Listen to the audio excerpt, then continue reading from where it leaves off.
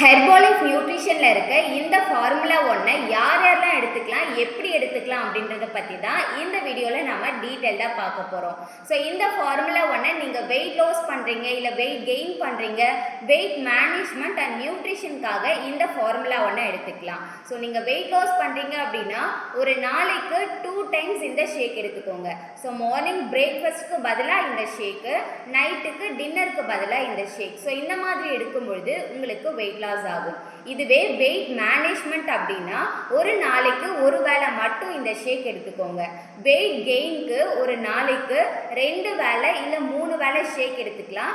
எப்படி எடுத்துக்கணும் அப்படின்னு பார்த்தீங்கன்னா, சாப்பிட்டுட்டு ½ அன் ஹவருக்குள்ளே இந்த ஷேக் எடுத்துக்கணும். ஸோ இந்த மாதிரி நீங்கள் எடுக்கும் பொழுது உங்களுக்கு வெயிட் கெயின் ஆகும். ஸோ இந்த மாதிரி ஹெர்போலிஃப் டீட்டெயில்ஸ் உங்களுக்கு வேணும் அப்படின்னாலும் சரி, ஃப்ரெஷ்ஷான ஹெர்போலிஃப் ப்ராடக்ட்ஸை நீங்கள் ஐடி மூலமாக பர்ச்சேஸ் பண்ணணும் அப்படின்னு நினச்சாலும் சரி, டிஸ்பிளேல தெரிகிற இந்த நம்பருக்கு கால் பண்ணுங்கள்.